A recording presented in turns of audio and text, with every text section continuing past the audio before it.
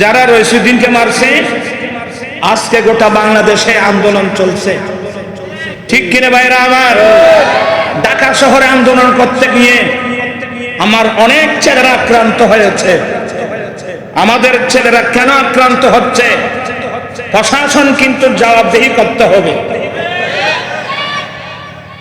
আপনারা বুঝে, আপনার আহলে সুন্নাত ওয়াল জামাতের মানুষকে আপনারা চিনেন নাই। আহলে সুন্নাত ওয়াল জামাতের মানুষ, আমরা তরিকতপন্থী মানুষ, আমরা লাঠি সোটা নিয়ে মাথা দৌড়াদৌড়ি করি না। আমরা নবীর প্রেমার ভালোবাসা, আউলিয়া ইকরামের প্রেমার ভালোবাসা নিয়ে আমরা চলি। তবে আমাদের সরলতাকে যদি আপনারা দুর্বলতা মনে করেন, ভুল করবেন। আচ্ছা, গত 26 তারিখে এই প্রেস ক্লাব চত্বরে এতগুলো বাধা বিঘ্নতা দেওয়ার পরেও সরওয়ার্দী উদ্যানে দেওয়ার কথা ক্যান্সেল, এরপরে দেওয়া হলো গোলাপবাগে, এটাও ক্যান্সেল, এটাও ক্যান্সেল, এটাও ক্যান্সেল। পত্রিকায় ফেসবুকে আসতেছে 26 তারিখে সমাবেশ স্থগিত করা হলো, ছেলেরা হতাশ। আমি লাইভে এসে বলছি যে আমরা ঢাকা যাব। কথা বলছেন এখানে আমরা কোথায় যাব? জানতে পারলাম দেওয়া হলো প্রেস ক্লাব চত্বরে। এমন সময় দেওয়া হলো যে সময় একটা স্টেজ করার কোনো সুযোগ নাই, ট্রাকের উপর দাঁড়িয়ে দাঁড়িয়ে। এরপরেও বাংলাদেশের প্রত্যন্ত অঞ্চল থেকে প্রত্যেকটা দরবারের প্রতিনিধি এমন ভাবে ঢাকা শহরে ছুটছে, বিশ্ববাসীকে দেখাই দিয়েছেন সুন্নি জনতা একবার যদি জাগ্রত হয়, গোটা দেশ সুন্নিদের।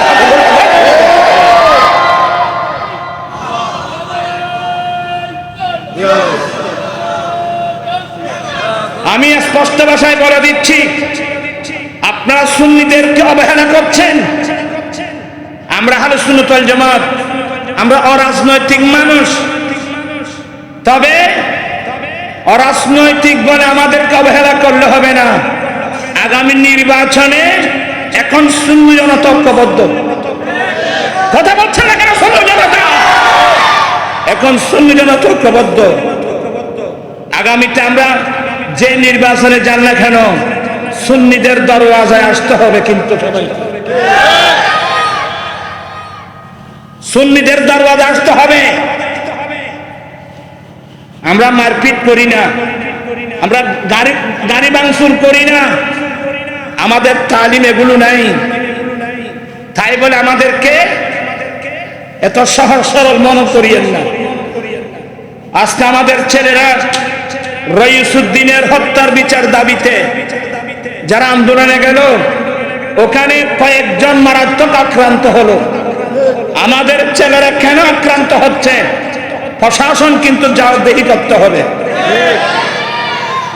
আমরা অত্যন্ত ধৈর্যশীল, আমরা অত্যন্ত ধৈর্যশীল, কিন্তু ধৈর্যের ভাঁজ যদি ভেঙে যায়, এই সুন্নি জনতাকে সামলানো কারো পক্ষে কি হবে না, সম্ভব হবে না।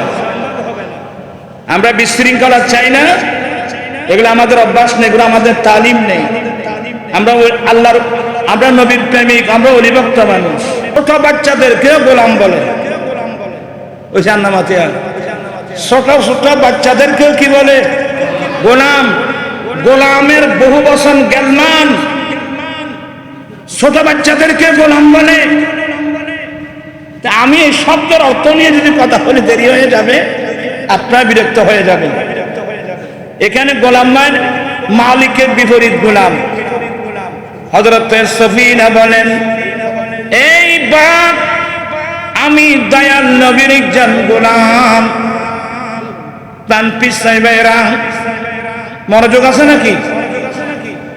দেখেন হযরত সফিনা নবীর গোলাম পরিচয় দেওয়ার সাথে সাথে বাঘের কি অবস্থা হলো? কত ফাঁকা হয়ে দ্বীপসরে তোরা তোরা দ্বীপসরের কথা একবার। আচ্ছা খেলা এরো আমি রাজমিকা মানুষ কি হচ্ছেন স্যার ভরে কি বলেন? যখন হযরত সফিনা নবীর গোলাম পরিচয় দিলেন, নবীর প্রতি শ্রদ্ধা কাকে বলে, নবীর প্রেম কাকে বলে, নবীর প্রতি শ্রদ্ধা কাকে বলে, এই চতুষ্পদ জন্তু থেকে শিকার দরকার আছে। যখন এই বললেন হে বাঘ আমি দয়াল নবীর একজন গোলাম, এই শব্দ বলা মাত্রই ওই বাঘ এতক্ষণ সামনে ছিল, লেজ উপরের দিকে ছিল, আক্রমণ করবে। সফিনা বলেন আমি যখনই নবীর গোলাম পরিচয় দিলাম, নবীর প্রতি এমন আদব রাখলো, ওই বাঘ মুহূর্তের মধ্যে লেজটা উপরের দিক থেকে নিচু করে ফেললো, উপরের দিক থেকে লেজটা নিচু করে বাস বাসাতান। আমাদের দেশে অনেক চালক কুকুর আছে না, মানুষের মরা মাল তো কোনো সময় মালিক যদি ওই কুকুরকে মারতে চায় তখন কুকুর লেজ নাড়ে, এভাবে লেজ নাড়ে মায়া দেখায়, ওই সিনেমা দেখায় মায়া দেখায় না। আমার ভাইয়েরা হযরত সফির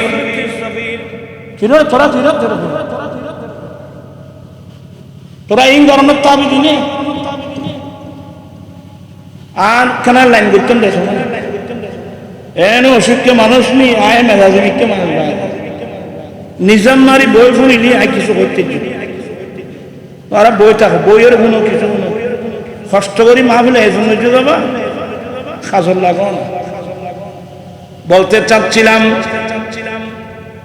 ওই সফিনা বলে আমি যখন এই নবীর গোলাম পরিচয় দিলাম, মুহূর্তের মধ্যে বাপ লেজটা নিচু করে ফেললো, বাস বাসাতান এভাবে লেজ নেড়ে নেড়ে মায়া দেখায় আমার সামনের রাস্তা ছেড়ে আমার পাশে এসে আমার বন্ধুর মতো দাঁড়িয়ে যা।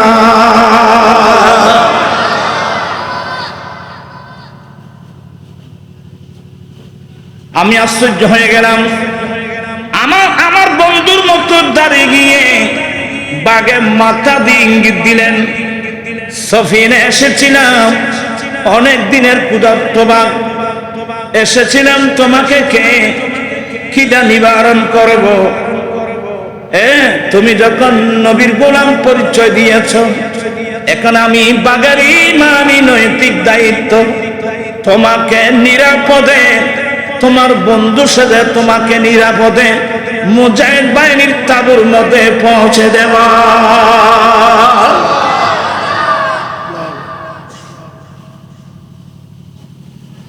এই হাদিসগুলো যখন আমি পড়েছি, ছেলেদেরকে পড়াচ্ছিলাম, চোখের পানি এসে যায়।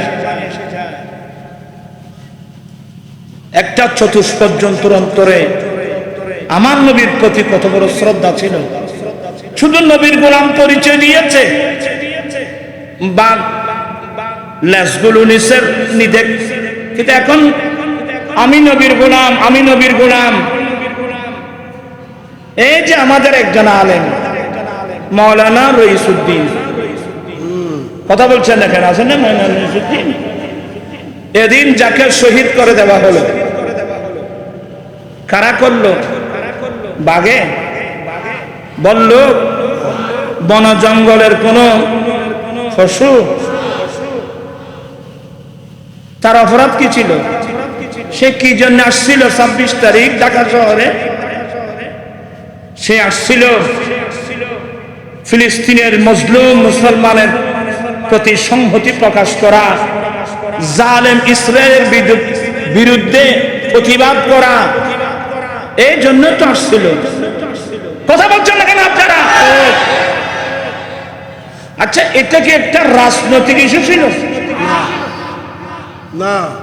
বাংলাদেশে যতগুলো মানুষ আছে, যে দল হোক, কওমি লাইনের হোক, জামাত লাইনের হোক, আমরা আহলে সুন্নাত ওয়াল জামাতের আছি, যে লাইনের হোক, বাংলাদেশের সমস্ত মানুষ একটা ইস্যুতে একমত, সবাই ফিলিস্তিনের পক্ষে, জালেম ইসরায়েলের বিরুদ্ধে। কথা বলছেন না কেন? তাহলে তো এটা এমন একটা বিষয়, এটা তো কোনো রাজনৈতিক ইস্যু না, এটা তো রাজনৈতিক বিষয় না। সে আমাদের মতো জালেম ইসরায়েলের বিরুদ্ধে ঘৃণা প্রকাশ করার জন্য, জাতিসংঘের কাছে দাবি জানানোর জন্য আমাদের সঙ্গে 26 তারিখ জাতীয় প্রেস ক্লাবের সামনে এসেছিল। কিন্তু তাকে যাওয়ার সময় তাকে কে মারল? কোন হিন্দু, কোন বৌদ্ধ, কোন খ্রিস্টান? কারা মারল? আমি নবীর একজন গোলাম, এই পরিচয় দেওয়ার সাথে সাথে হিংস্র জন্তু বাঘ পর্যন্ত কি আদর্শ বিশ্ববাসীকে শিক্ষা দিয়েছেন। আমি দয়াল নবীর একজন গোলাম। আসলে নবীর হাদিস মনে পড়ে, কিতাবুল ফিতান বুখারী শরীফ থেকে আরম্ভ করে যতগুলো হাদিসের কিতাব আছে, যেখানে কিতাবুল ফিতান আছে, আমার নবী বলেন এমন সময় আসতেছে, এমন যুগ সময় আসতেছে, মানুষের স্বভাব কেমন হবে? কালামুহুম কাকালামিল আম্বিয়া, তাদের ভাষা হবে নবীদের মতো। আমার রাসূল সবকিছু বলে দিয়েছেন। তাদের ভাষা হবে, তাদের ভাষা হবে বেশি সুন্দর। কেমন আছেন? ভালো আছেন? অনেক সুন্দর। আমার নবী বলেন কালামুহুম কাকালামিল আম্বিয়া, তাদের ভাষা হবে নবীদের মতো সুন্দর। কুলুবুহুম কাকুলুবিজ জিয়াব, তাদের অন্তর হবে বাঘের মতো ফাসান। তাদের ভাষা হবে নবীদের মতো, অন্তর হবে কিন্তু বাঘের মতো। ওয়া ফি'লুহুম কাফিলিল ফারাইনা, তাদের কাজ কারবার হবে ফেরাউনের মতো। এমন সময় আসতেছে মানুষের ভাষা হবে নবীদের মতো, অন্তর হবে বাঘের মতো, অভ্যন্তরীণ কাজ কারণ হবে ফেরাউনের মতো। আমার মনে হয় সেই সময় এখন চলে এসেছে। আর বাঘের মতো এই সপ্তাহে গিয়ে আমি বেঁচে গেলাম। অন্তর হবে বাঘের মতো ভাষণ।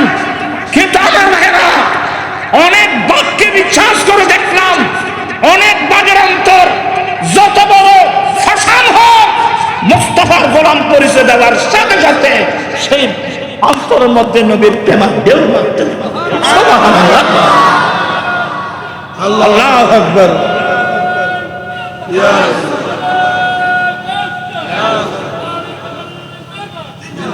যারা রইসুদ্দিনকে মারছে, আজকে গোটা বাংলাদেশে আন্দোলন চলছে, ঠিক কিনা ভাইরা আমার?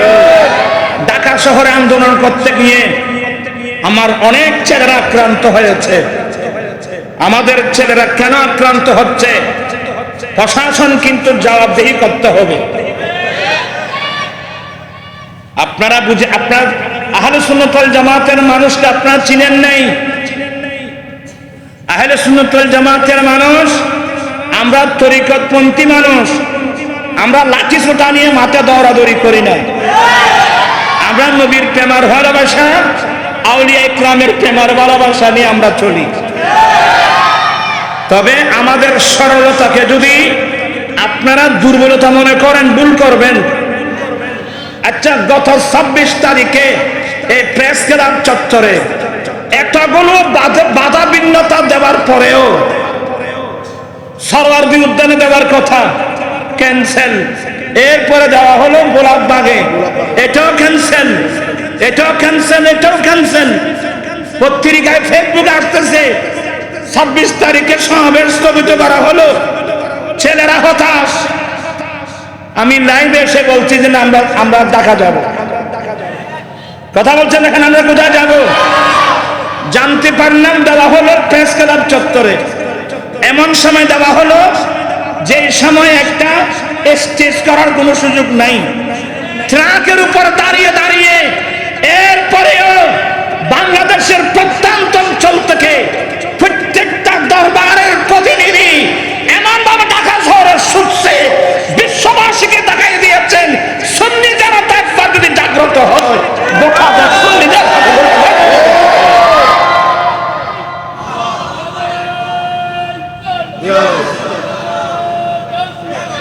আমি স্পষ্ট ভাষায় বলে দিচ্ছি, আপনারা সুন্নিদেরকে অবহেলা করছেন।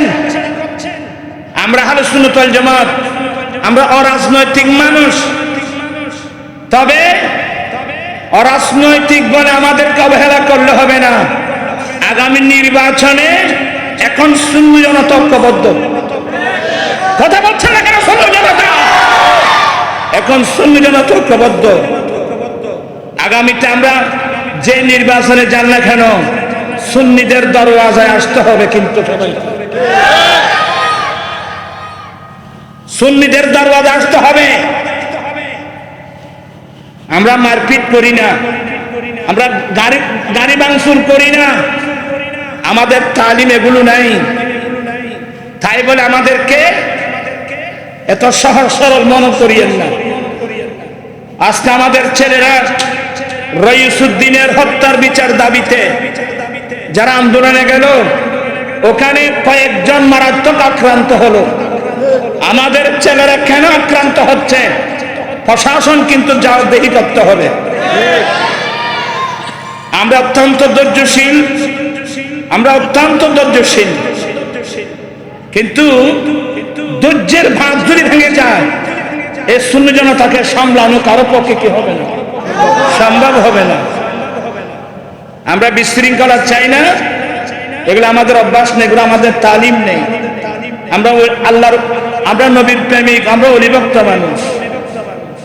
অতএব সুন্নি জনতাকে অবহেলা করার কোনো সুযোগ নেই।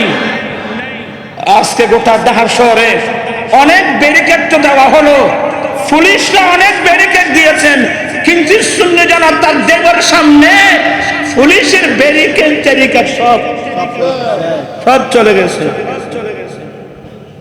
আমরা সবাই ঐক্যবদ্ধ থাকতে চাই কি চাই না? দুই হাত বলতে, দুই হাত।